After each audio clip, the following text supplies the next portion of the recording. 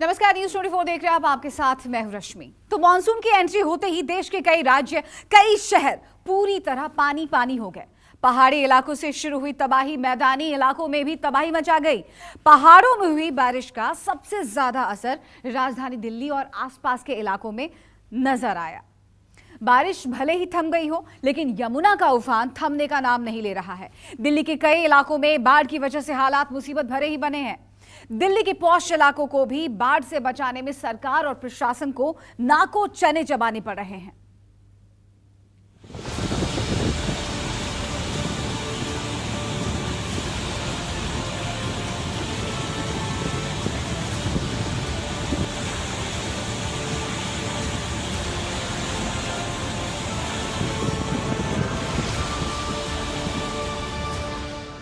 पहाड़ों पर कुदरत का कोहरा, मैदानों में भी फटा आसमान।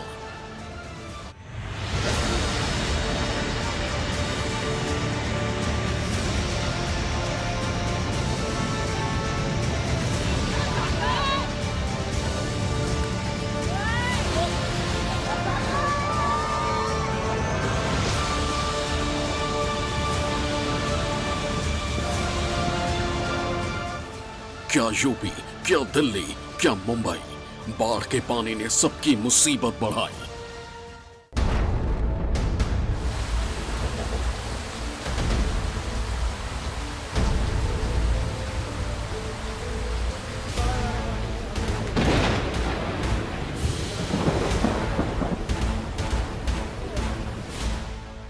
सड़क, दुकान, गाड़ी, शमशान। बाढ़ के पानी में सेफ नहीं रहे मकान।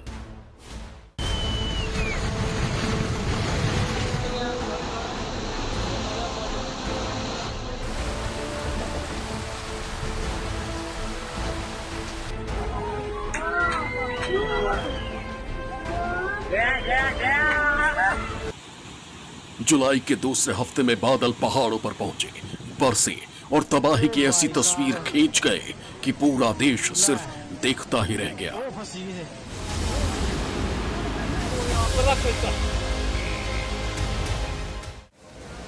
हिमाचल प्रदेश से लेकर उत्तराखंड, जम्मू कश्मीर में तेज बारिश ने पहाड़ों की शक्ल बदल दी।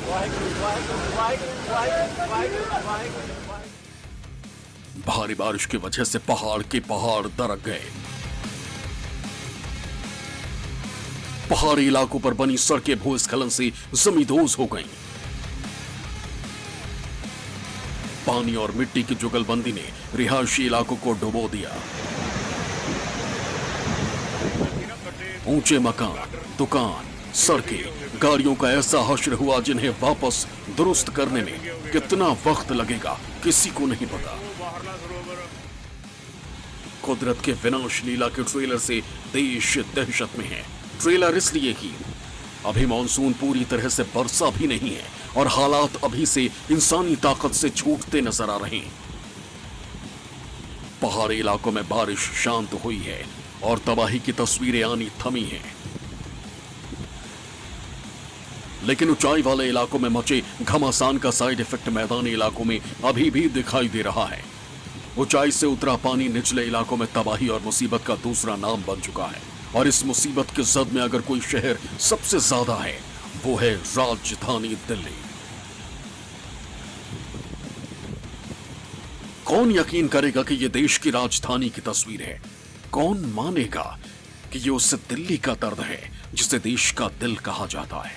दुनिया में हिंदुस्तान की तरक्की के दावों का पैमाना माने जाने वाली दिल्ली जब पूरी तरह पानी पानी हुई तो जनता की मुसीबतें सड़कों पर आ गई। सरकारों ने हाथ खड़े कर दिए और कुदरत ने विलुप्त मानी जाने वाली यमुना को ऐसी ताकत दी कि दिल्ली त्राहिमाम कर उठी। हिंदुस्तान की राजधानी का गौरव हासिल है दिल्ली को, लेकिन कुदरत के आगे हर नाम और हर ताकत धरी की धरी दिखाई पड़ रही है। पहले बारिश और फिर बारिश के बाद दिल्ली में मचे जल तांडव की एक एक तस्वीर आपको दिखाएंगे। बदहाल हो चुकी दिल्ली की हालत भी बताएंगे, लेकिन सबसे पहले दिल्ली के पौश और खास इलाकों में से एक आईटीओ का हाल देखिए। दिल्ली में बाढ़ के हालात हर जगह बनते हुए नजर आ रहे हैं, चाहे आईटीओ की बात करें फिर या फिर लाल किला की। फिलहाल मैं आईटीओ पर हूं और आप देख सकते हैं कि सामने की तरफ आपको हर तरफ यहां पर पानी नजर आएगा। हालांकि रास्ता खुला हुआ है, गाड़ियां पानी से गुजरती हुई आपको नजर आ रही होंगी और ये परिस्थिति दिल्ली के करीब 17 इलाकों में बनती हुई नजर आ रही है। ये आईटीओ का इलाका है, सबसे व्यस्त इलाका है जहां मैं खड़ा हूं। यहाँ से एक रास्ता जो है वो दिल्ली सचिवालय की तरफ जाता है और दूसरा रास्ता जहाँ से गाड़ियाँ आपको जाती हुई नजर आ रही होंगी, ये रास्ता जाता है मंडी हाउस की तरफ, यानी लुटियंस दिल्ली की तरफ। चलिए अब आपको बताते हैं कि दिल्ली के लिए आईटीओ का इलाका क्यों खास है।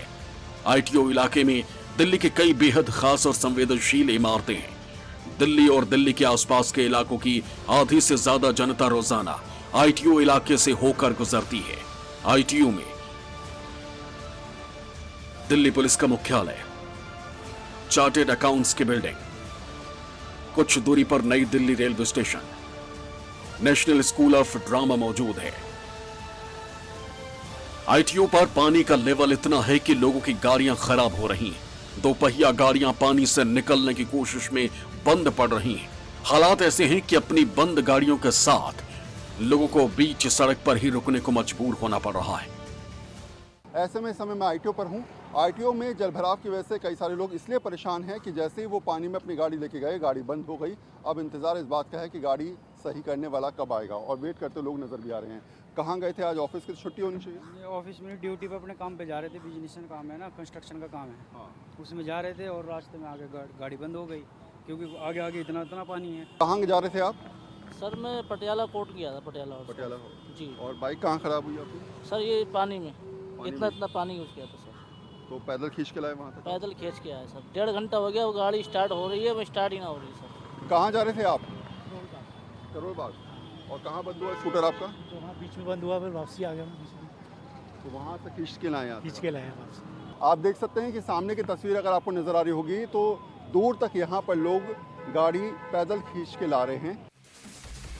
दिल्ली के प्रमुख जगहों पर जाने के लिए आईटीओ का रास्ता बेहद अहम है और ऐसी जगह पर बाढ़ का पानी चढ़ने से लोगों को भारी दिक्कतों का सामना करना पड़ रहा है।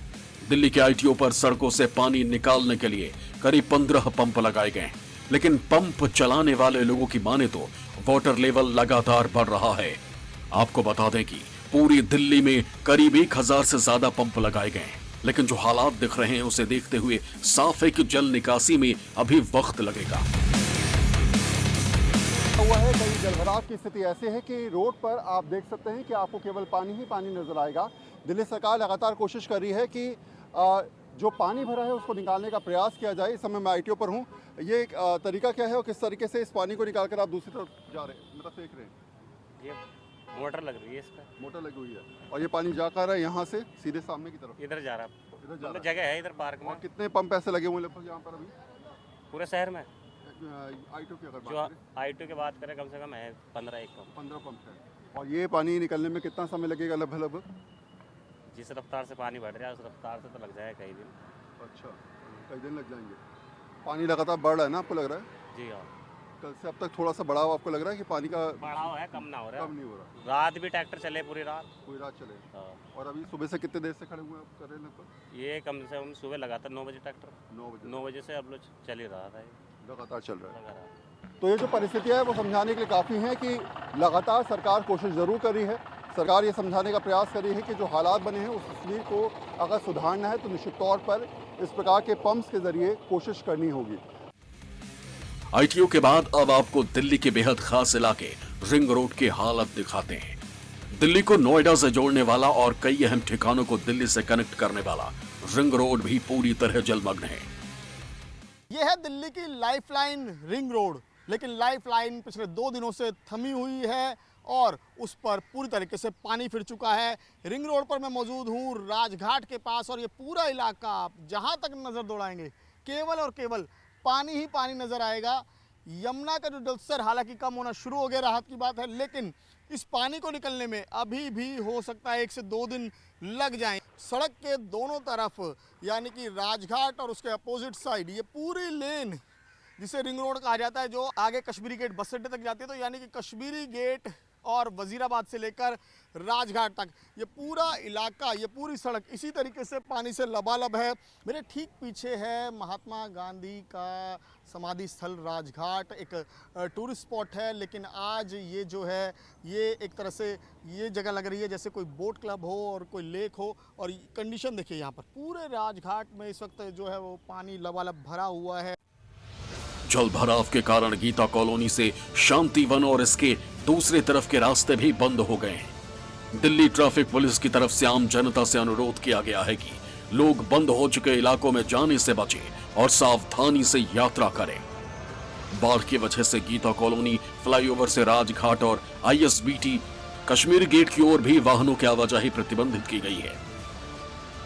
मैं इस वक्त दिल्ली के शांतिवन चौराहे पर मौजूद हूं, जो रिंग रोड का ही एक हिस्सा है और लाल किले के ठीक पीछे का हिस्सा है। लेकिन मैं आपको यहाँ की तस्वीरें दिखाऊं कि दिल्ली के लोग हर सिचुएशन में ना सिर्फ खुद को ढाल लेते हैं बल्कि सिचुएशन को एंजॉय भी करते हैं। ये इलाका एक पिकनिक स्पॉट बन गया है। देखिए कितनी बड़ी संख्या में लोग यहाँ पर केवल ये बाढ़ देखने आए हैं और जो यहाँ के स्थानीय लोग हैं वो इस पानी को एंजॉय कर रहे हैं, इसमें पानी में मस्ती कर रहे हैं। देखिए किस तरीके से पानी यहाँ पर इन जो यहाँ पर लोकल कॉलोनी है उसके अंदर घुस रहा है। और ये 2 दिनों से यहाँ पर यही तस्वीर है।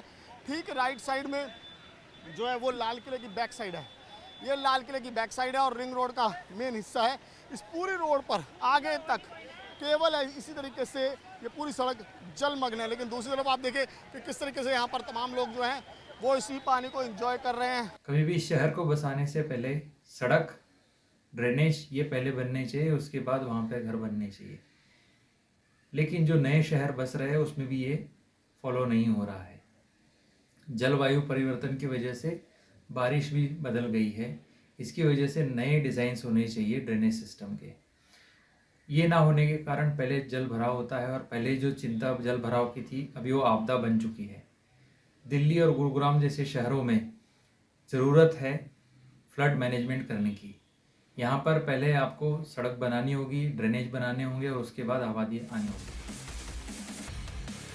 वहीं अगर बात करें मुकरबा चौक से ISBT कश्मीरी गेट की तरफ जाने वाले रिंग रोड की, तो उसको पूरी तरह से बंद कर दिया गया है, जिससे ISBT कश्मीरी गेट की तरफ जाने वाले लोगों को काफी दिक्कतों का सामना करना पड़ रहा है।